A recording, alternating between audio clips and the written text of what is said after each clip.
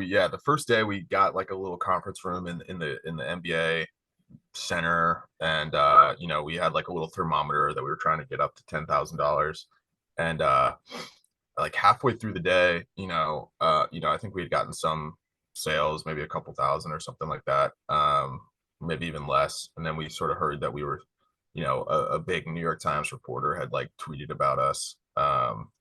And and then that sparked some other people tweeting about us, and then I think everything sort of took off from there. The first day we did, I mean, I think we eclipsed the goal pretty quickly on the first day in terms of maybe 10 or 20,000. And then the next day, I mean, it sort of doubled every day. The next day we did 40,000, the next day we did 80,000, and then so on. And we got close to, by the end it was like close to 400,000. I think like the website still says like 353,000 or something.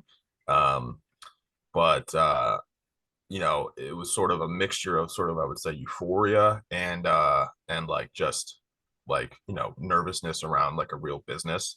Probably midway through the week, we started having conversations like, okay, should we like really lean into this and like advertise the Kickstarter and try to get it to be $1 million, $2 million, like make it like super massive, because like it was clear that it was taking hold. And so we are having like real business conversations about how to keep the momentum and the virality going.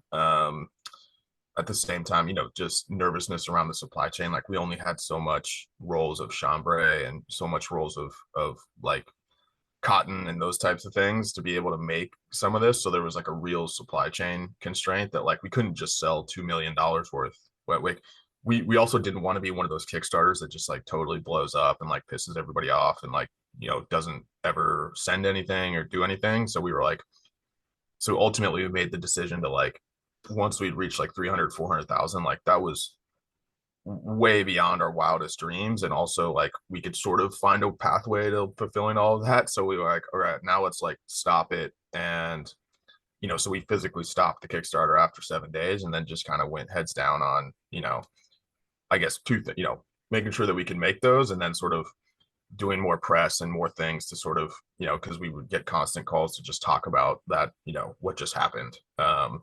And so kind of continue, which was more like brand building and business building for the future.